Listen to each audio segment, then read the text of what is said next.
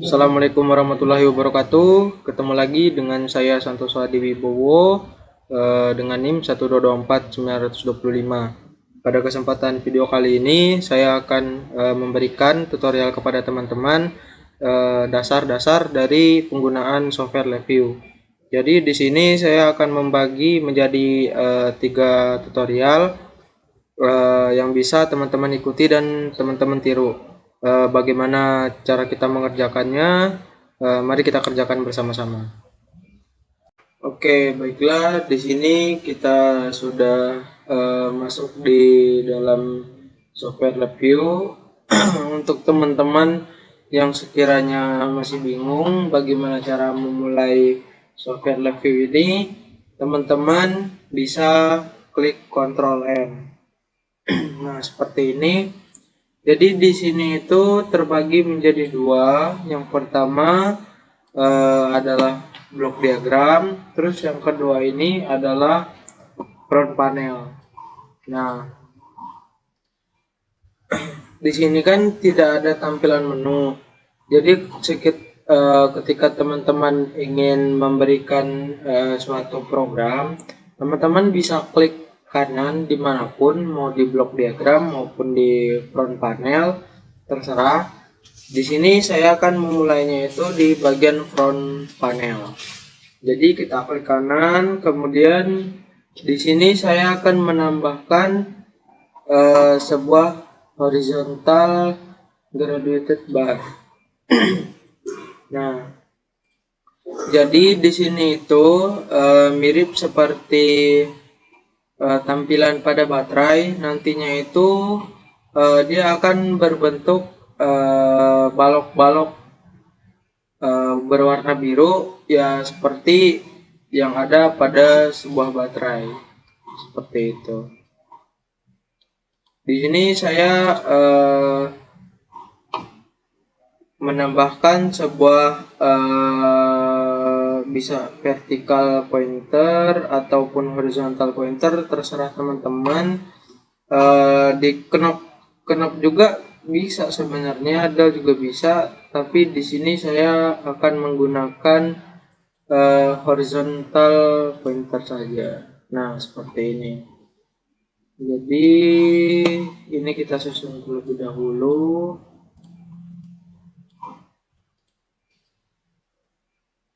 Nah, seperti ini.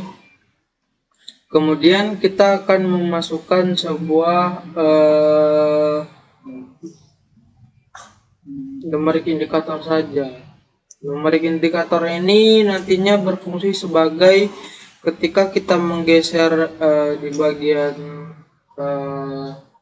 slide ini, jadi nilainya itu akan tampil. Misalkan kita geser, ini kan tidak diketahui seberapa jelas mungkin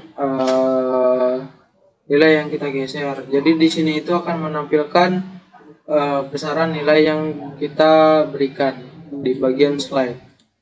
Jadi pertama-tama kita hubung saja, ini kita taruh di atas numerik indikatornya. Kemudian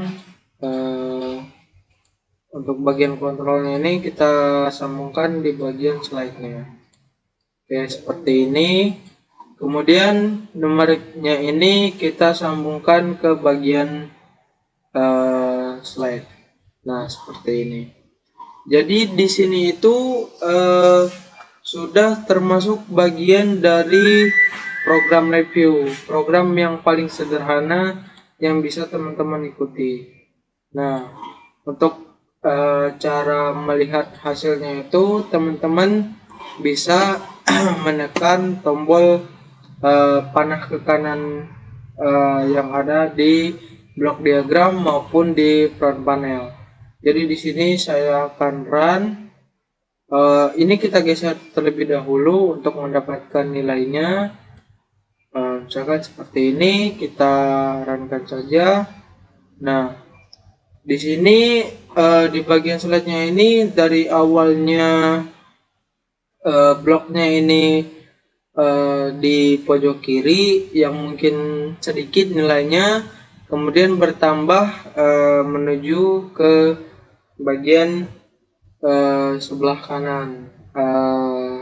Bagian bloknya ini akan tambah. Ini saya besarkan saja untuk size-nya ke 24 saja.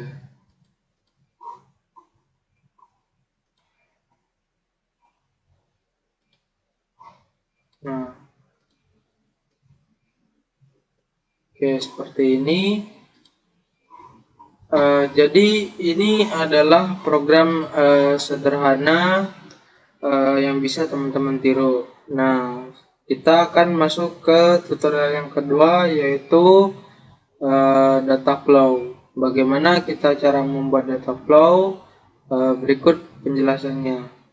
Oke, baiklah. Di sini kita akan masuk ke tutorial yang kedua, yaitu mengenai data flow. Nah, di sini data flow itu nantinya kita akan memberikan suatu data. Jadi datanya itu akan muncul juga. Jadi ketika kita memberikan suatu input, kemudian ada suatu data yang masuk, maka dua-duanya itu akan muncul di bagian outputnya. Jadi di sini kita masuk ke bagian numerik, terus nah seperti ini. Jadi di sini itu teman-teman bisa menambahkan numerik konstan maupun DBL numerik. Jadi terserah mau teman-teman pakai yang mana. Jadi di sini saya menggunakan DBL numerik konstan. Oke, baiklah seperti ini.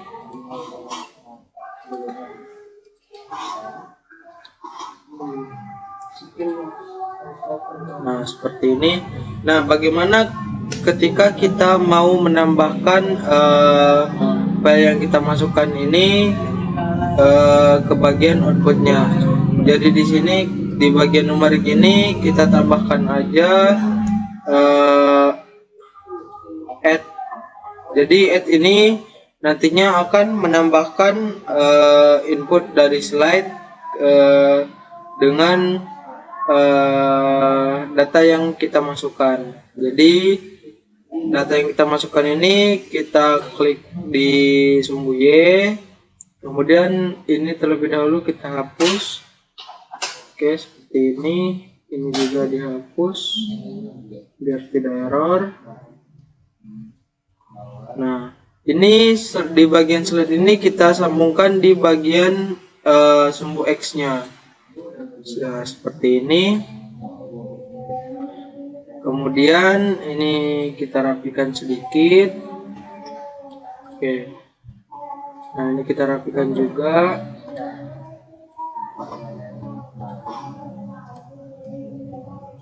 Nah, di bagian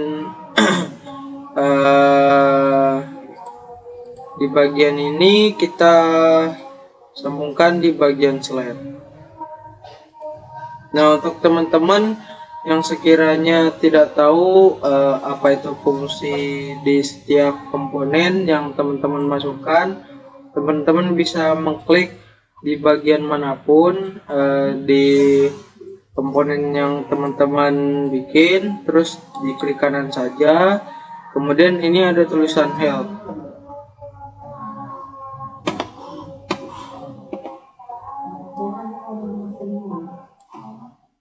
Nah, seperti ini. Jadi di bagian help ini setiap komponennya itu ada penjelasannya masing-masing. Dari di sini namanya itu numerik VIS and function. Jadi ini itu terdapat sumbu X, sumbu Y yang nantinya outputnya itu adalah penjumlahan dari sumbu X dan sumbu Y, yang dimana X dan Y ini kita masukkan input-input yang telah kita siapkan. Terus di sini juga ada berbagai macam penjelasannya yang mungkin bisa teman-teman baca. Mungkin itu saja untuk fungsi-fungsi dari setiap komponennya untuk data flow yang saya bikin ini penghasilannya itu bagaimana. Di sini pertama-tama untuk datanya itu kita harus memberikan suatu inputan dulu. Nah, jadi di sini itu kan berbentuk angka. Di sini juga harus ditambahkan berbentuk angka. Misalkan 25. Nah, seperti ini. Jadi data yang kita masukkan ini akan dijumlahkan dengan slide. Jadi data 25 ini akan tertambah pada nilai pada bagian slide. Nah, bagaimana hasilnya? Teman-teman bisa runkan. Nah, seperti ini ya. Untuk nilai di sininya itu adalah 6,06061. Terus ditambahkan dengan 25 jadinya itu 30,9596. Nah, seperti itu.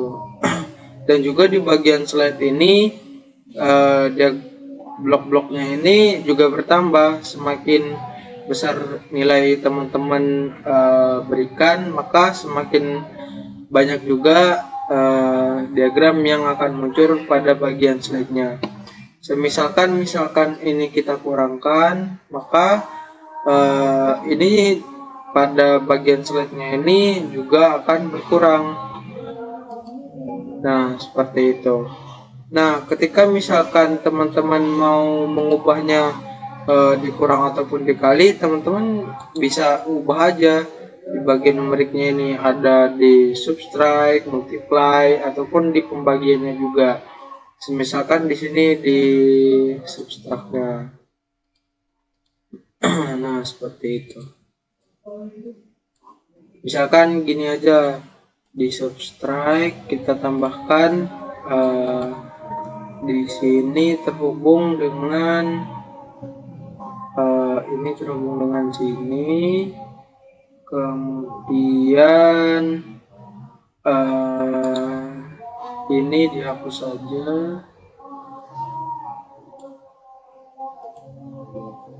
Pada garis ini kita hapus saja. Nah, ini kita sambungkan dengan bagian slide-nya. Kemudian di numerik ini teman-teman gunakan juga di bagian slide-nya.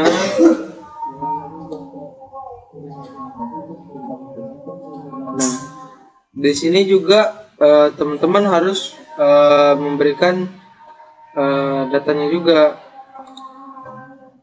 biar supaya pengurangannya ini mau dikurangkan dengan angka berapa, seperti itu. Ini dihubungkan dengan Y juga. Misalkan di sini saya memberikan angka 14, misalkan, nah, seperti itu. Mungkin lebih kecil sedikit, 10. Nah, seperti itu.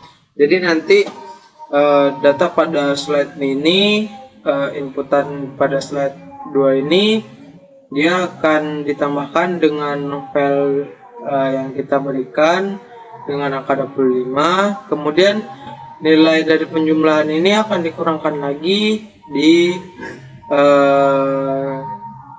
pada 10 ini yang file telah kita buat tadi. Seperti itu. Bagaimana hasilnya? Kita run. Nah, seperti ini. Jadi di setiap angka berapapun yang teman-teman berikan, itu hasilnya itu pasti berasal dari penjumlahan dan pengurangan yang telah kita buat tadi. Seperti itu. Oke. Mungkin itu saja untuk penjelasan data flow-nya.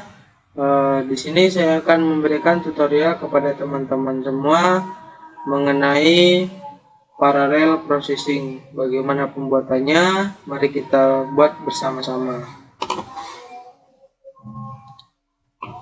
Teman-teman semuanya, kita kan tadi sudah belajar mungkin benar-benar sederhana pada software LabVIEW ini. dari mulai startnya, kemudian bagaimana pengolahan datanya. Jadi pada kesempatan tutorial yang ketiga ini saya akan memberikan penjelasan lagi dan juga sekalian untuk tutorial juga bagaimana cara memparalelkan program pada sebuah lab view.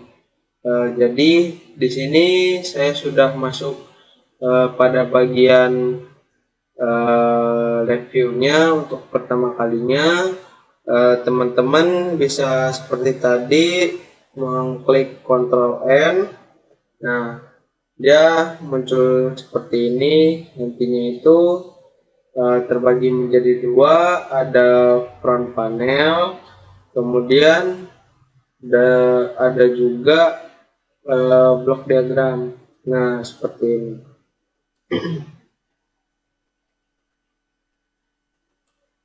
Oke. Di sini bagaimana sih cara untuk membuat sebuah rangkaian paralel pada software LabVIEW. Jadi teman-teman pertama kali itu kita menggunakan pada bagian struktur yaitu while loop. Nah, seperti ini. Bentuknya itu persegi. Di sini itu terdiri dari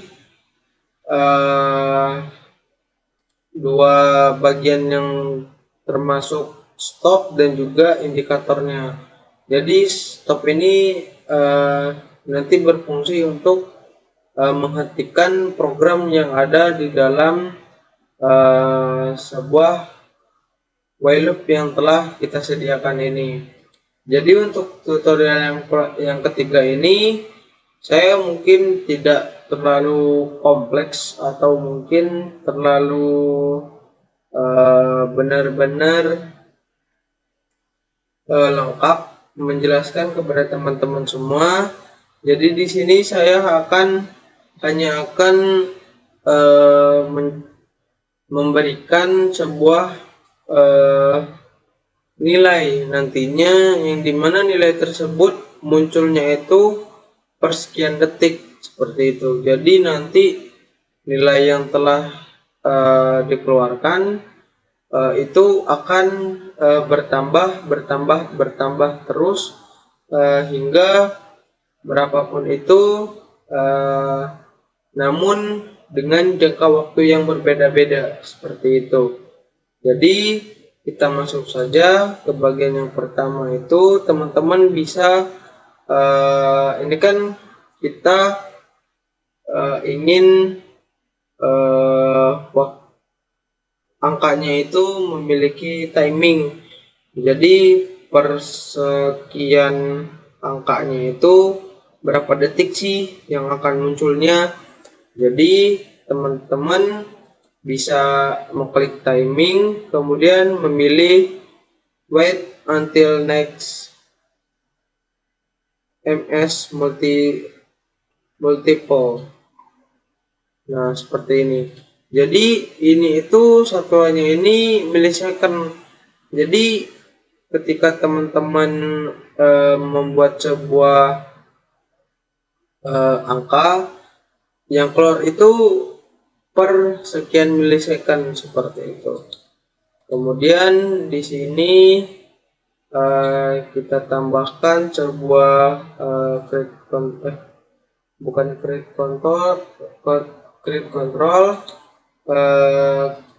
create constant, maksud saya seperti ini.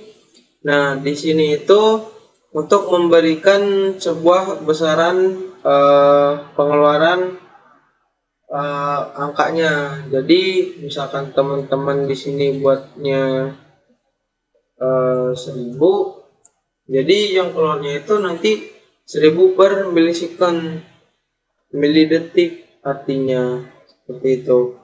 Kemudian ini kan masih error nih. Nah, untuk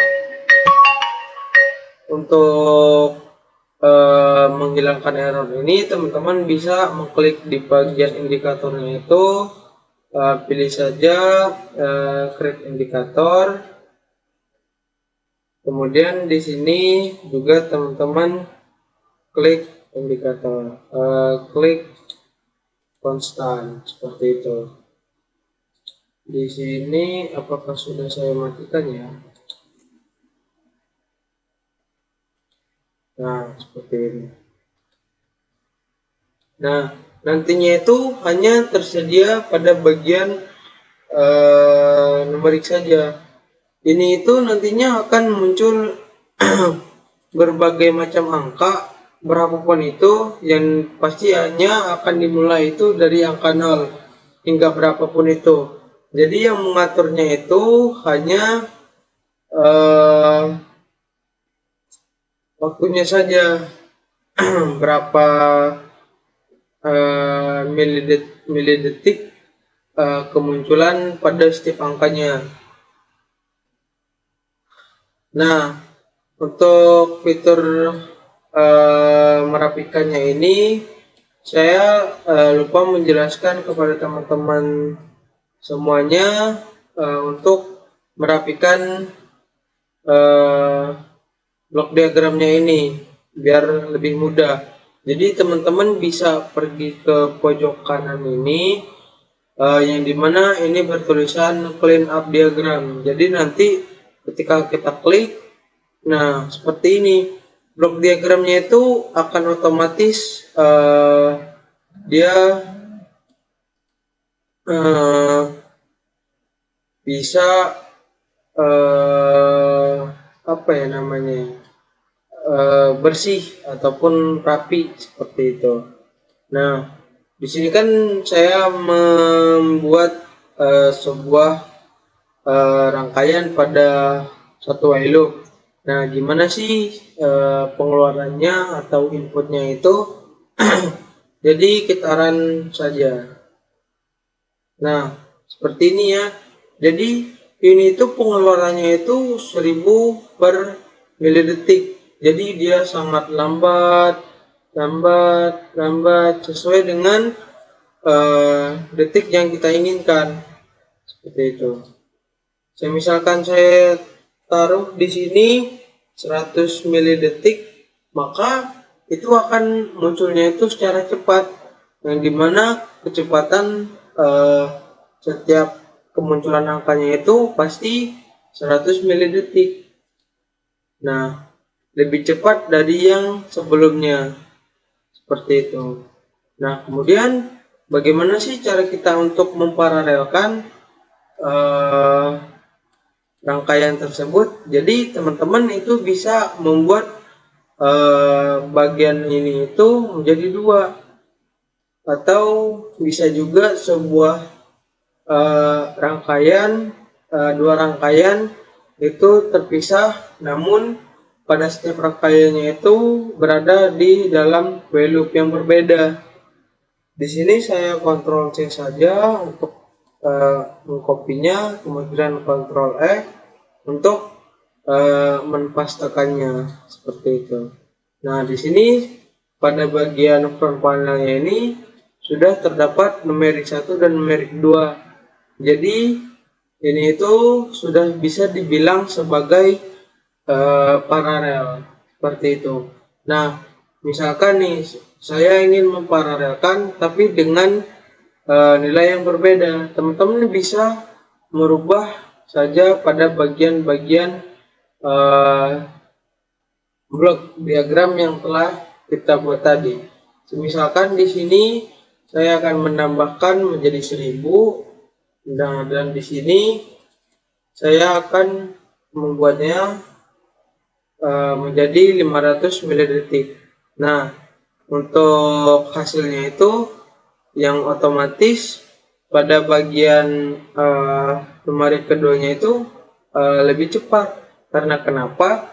Karena semakin kecil nilai yang kita berikan pada sebuah waktu yang kita inginkan, itu pasti kemunculan setiap inputnya itu akan cepat, dan Sebaliknya, ketika kita memberikan inputnya itu besar pada bagian timingnya ini, maka input yang kita hasilkan, misalkan untuk data ataupun sebuah nomor, sebuah angka, itu akan munculnya itu lebih lama, seperti itu. Mungkin itu saja penjelasan yang bisa saya jelaskan pada bagian parallel processingnya. Untuk itu tutorial kali ini sudah saya selesaikan, dan mudah-mudahan teman-teman bisa mengikuti tutorial-tutorial yang telah saya berikan dari yang sebelumnya. Dan untuk selanjutnya saya akan menjelaskan kepada teman-teman semua materi yang mungkin bisa teman-teman pelajari juga, yang akan saya jelaskan sendiri. Tapi untuk materinya itu saya melihat di dalam sebuah video YouTube, nantinya akan saya jelaskan, namun tidak pada aplikasi software LabVIEW ini. Hanya saja saya menjelaskannya itu secara lisan pada penjelasan saya. Nah, bagaimana dengan penjelasannya? Berikut penjelasannya.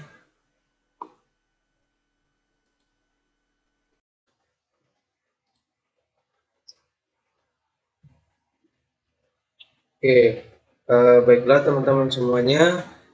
Di sini saya sudah tidak menggunakan aplikasi LabVIEW lagi, tapi di sini saya akan menjelaskan kepada teman-teman semua bagaimana cara kita menggunakan sebuah software LabVIEW untuk membuat sebuah robot, yang dimana itu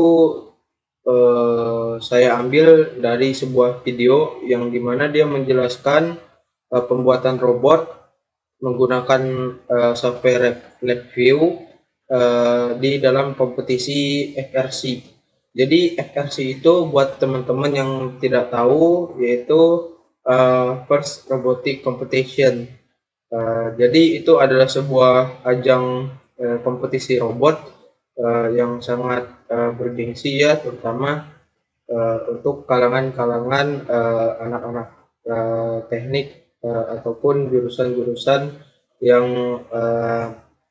bisa dibilang bermain pada sebuah rangkaian elektronika lah, seperti itu. Jadi di sini saya akan membagi ke empat bagian untuk penjelasannya. Seperti yang saya bilang tadi, di sini saya tidak menggunakan software LabVIEW-nya itu. Jadi di sini saya menjelaskan secara lisan kepada teman-teman semua apa saja sih yang dibahas pada video yang telah saya tonton itu. Jadi yang setelah saya tonton akan saya sampaikan kepada teman-teman semua. Jadi yang pertama itu dia membahas secara cukup signifikan mengenai penggunaan LabVIEW dalam konteks pengembangan sistem kontrol dan pengujian pengukuran dalam kompetisi FRC. Jadi LabVIEW itu sebagai alat pengembangan, jadi sebuah platform yang digunakan untuk merancang dan mengembangkan sistem kontrol untuk robot, serta pengujian pengukuran terhadap robot tersebut. LabVIEW juga di situ dijelaskan menawarkan lingkungan pemrograman grafis yang intuitif, yang memungkinkan para peserta FRC untuk merancang logika kontrol robot mereka tanpa harus menguasai bahasa pemrograman yang rumit. Kemudian dalam penerapan kompetisi FRC-nya, video tersebut menggarisbawahi pentingnya LabVIEW dalam konteks kompetisi FRC.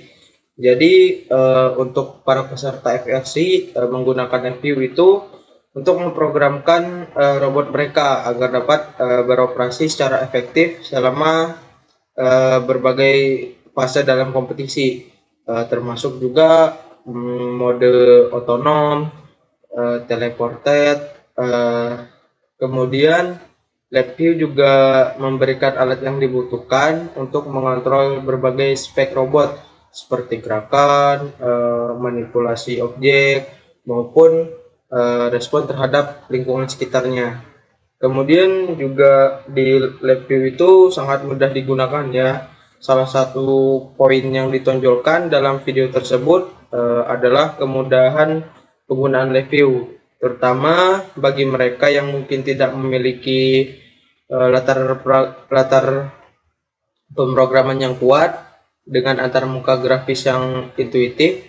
Para peserta FRC tersebut mungkin dapat dengan mudah memahami dan menggunakan berbagai fitur dan alat yang disediakan oleh LabVIEW untuk mengembangkan solusi kontrol yang efektif untuk robot yang mereka buat.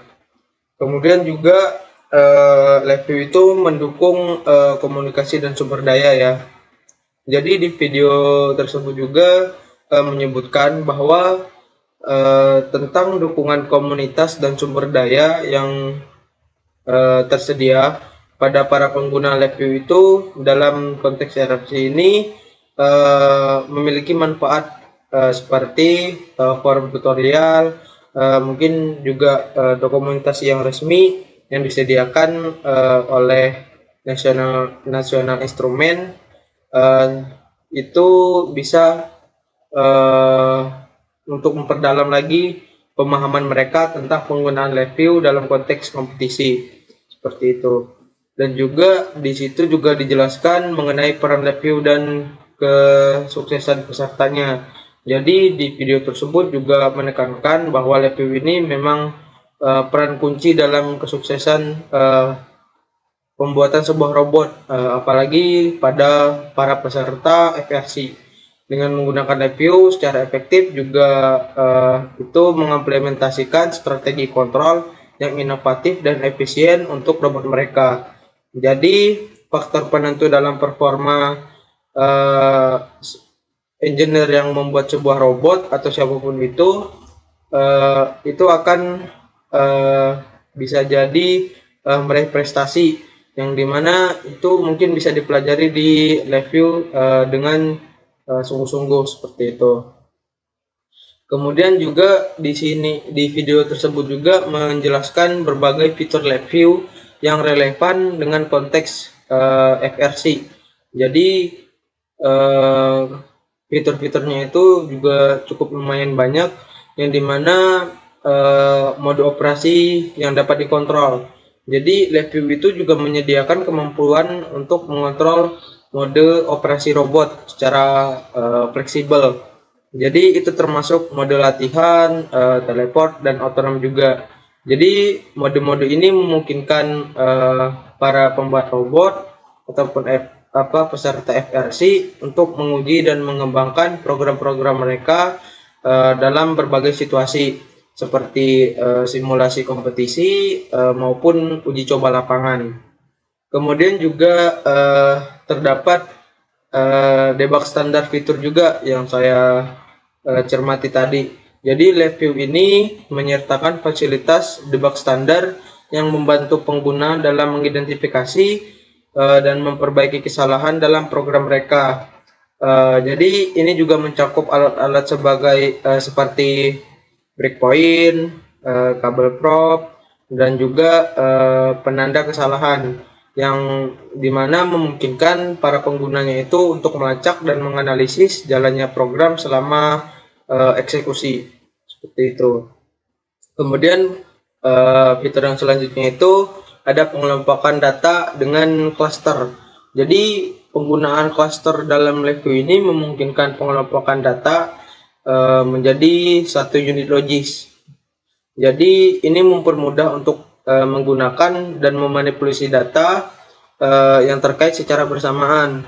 Jadi seringkali dalam pengembangan program robot ini, misalkan pengelompokan data sensor seperti satu cluster dapat membantu pengolahan data sensorik secara efisien seperti itu. Kemudian juga ada fitur manfaat untuk pengembangan robotnya. Jadi di dalam video tersebut menyebutkan untuk manfaat fitur review lainnya itu dapat digunakan dalam mengembangkan sebuah robot. Ini mungkin termasuk kemampuan untuk mengontrol akuator dan sensor juga, menangani masukan dari perangkat luar juga, dan juga berinteraksi dengan perangkat keras robot seperti misalkan motor ataupun solenoid seperti itu. Dan fiturnya itu juga disebutkan tadi di dalam videonya itu keunggulan-keunggulannya seperti di Lab View itu memberikan solusi yang intuitif dan efektif yang telah saya sebutkan tadi bagi peserta FRC-nya. Jadi peserta ataupun siapapun itu yang ingin membuat sebuah robot di software Lab View ini bisa mempermudah merancang dan menguji program-program mereka untuk memastikan kalau kinerja robotnya itu optimal dan signifikan lah seperti itu. Kemudian juga di dalam video itu juga membahas mungkin membahas mengenai penggunaan blok-blok yang mereka pilih. Yang pertama itu penggunaan yang dimana mereka itu memilih blok-blok dengan blok pilihan. Penggunaan dapat mengatur serangkaian kondisi dan menentukan tindakan yang diambil berdasarkan kondisi yang terpenuhi. Jadi misalkan dalam konteks FRC ini pengguna dapat menggunakan blok pilihan untuk memilih mode operasi robot berdasarkan input dari pengemudinya. Jadi ketika teman-teman ingin membuat sebuah robot ini bisa dipilih seperti apa yang saya tutorialkan sebelumnya. Misalkan teman-teman ingin membuat robotnya seperti ini, jadi blok pilihannya itu harus seperti ini juga, ataupun sesuai dengan yang teman-teman inginkan dalam konteks pembuatan robot tersebut. Kemudian juga bantuan konteks pada Lab View ini menyediakan bahwa konteks yang memudahkan pengguna dalam memahami alat dan fungsi yang tersedia dalam perangkat lunak. Jadi yang saya sebutkan tadi itu yang di dalam video tutorial saya sebelumnya. Jadi itu tuh dia tersedia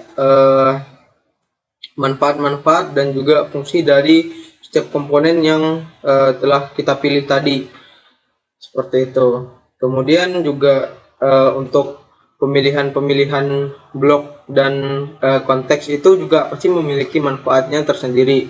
Jadi di video itu juga menekankan kalau manfaat dari penggunaan blok blok pilihan dan bantuan konteks itu dalam konteks pengembangan robot FRC itu memungkinkan pengguna itu untuk membuat keputusan secara logis dan efisien. Jadi ketika teman-teman ingin membuat sebuah robot, teman-teman harus memilih pilihan sendiri di dalam review teman-teman tadi, yang seperti komponen-komponennya itu harus memakai apa, logis-logisnya itu harus seperti apa, dan juga itu harus memainkan nalar kita untuk membangun atau membuat sebuah robot yang mungkin sudah dibilang sangat canggih.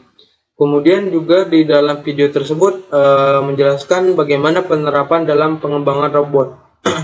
Jadi penggunaan blok pilih dan bantuan konteks itu dapat membantu para perancang robot dalam merancang dengan mengimplementasikan logika kontrol dan juga kompleks untuk robot mereka seperti yang saya sebutkan tadi. Jadi dengan kemampuan yang membuat keputusan yang tepat dan memahami berbagai fungsi Lab View, pembuat robot juga bisa meningkatkan dan fungsional robot mereka itu pasti bisa dibilang seperti berhasil gitu, ataupun juga mungkin bisa dibilang bisa menjadi lebih canggih seperti itu. Kemudian di sini juga di dalam video tersebut itu menyoroti peran LabVIEW dalam pengembangan dan pemrograman pada robot, terutama pada FRC ya.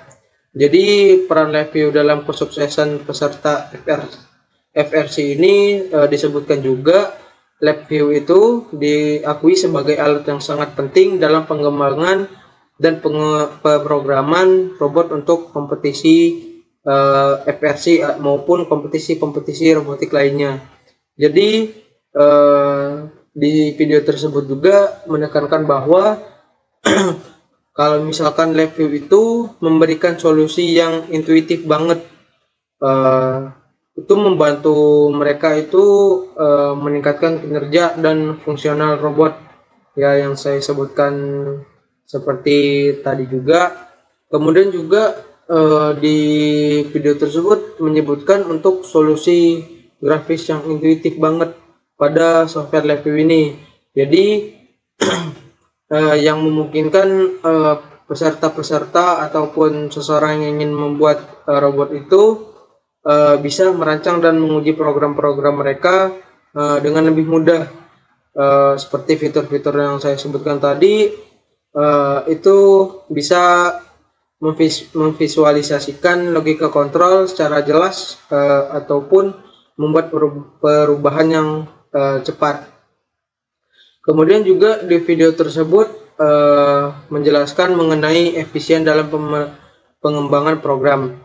Dengan penggunaan LabVIEW itu, para peserta FRC ini juga dapat mengembangkan program robot mereka agar lebih baik, seperti fitur-fitur debug standar untuk membantu peserta maupun seseorang yang ingin membuat robot itu mengidentifikasi dan memperbaiki kesalahan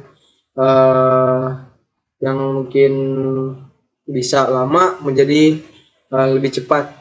Sementara untuk penggunaan bloknya itu memungkinkan untuk membuat keputusan logis yang diperlukan untuk berbagai situasi seperti itu. Kemudian juga di video tersebut menjelaskan mengenai peningkatan performa robot. Jadi dengan merancang program yang efisien menggunakan LabVIEW itu, seseorang itu dapat meningkatkan performa robot mereka selama pembuatan ataupun sudah berada di lapangan, dengan memanfaatkan fitur-fitur yang telah disediakan tadi, seperti mode operasi yang dapat dikontrol dengan dan juga pengelompokan data seperti itu. Peserta juga ataupun seseorang juga bisa mengoptimalkan kinerja robot mereka dalam berbagai macam skenario seperti itu. Kemudian untuk kontribusi sendiri untuk pembangunan sebuah robot ini juga berperan sangat penting dalam kesuksesan seseorang dalam membuat sebuah robot. Dengan memanfaatkan LabVIEW ini, pengembangan robot itu bisa terutama dengan para peserta FRC tersebut bisa lebih bersaing dan juga lebih meningkatkan peluang mereka untuk meraih prestasi tertentu dalam kegiatan kompetisi-kompetisi maupun pembangunan proyek lainnya. Jadi untuk kesimpulan yang telah saya dapat dari video tersebut yaitu LabVIEW ini merupakan platform yang lumayan sangat penting dalam konteks pengembangan dan pemrograman robot, terutama pada kompetisi FRC ataupun kompetisi robot-robotik lainnya. Jadi saya menggarisbawahi bahwa LabVIEW ini memberikan solusi yang intuitif dan efisien bagi para perancang ataupun engineer-engineer yang ingin membuat sebuah robot dan juga bisa mengimplementasikan logika kontrol dan dalam robot mereka ataupun proyek-proyek mereka juga. Jadi untuk fitur-fitur juga seperti mode operasi yang dapat dikontrol, debug standar, pengelompokan data dengan cluster, dan penggunaan blok pilihan memberikan dukungan kuat bagi para engineer-engineer maupun mungkin teman-teman yang ingin membuat robot itu bisa lebih mudah.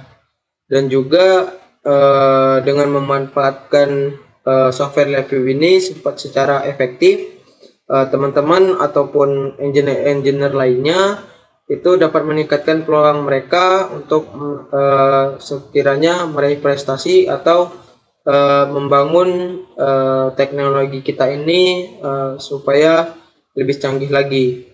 Mungkin itu saja yang bisa saya jelaskan dari video yang saya tonton tersebut. Nanti saya akan kasih linknya kepada teman-teman semua untuk menonton penjelasan-penjelasan yang mungkin penjelasan dari saya ini agak kurang jelas kepada teman-teman semua. Mungkin itu saja yang bisa saya sampaikan kepada teman-teman semua. Jika ada kekurangan dan kesalahan pada penjelasan saya mohon maaf. Saya Santoso Adi Wibowo pamit undur diri. Wabillahi taufiq wal hidayah. Wassalamualaikum warahmatullahi wabarakatuh.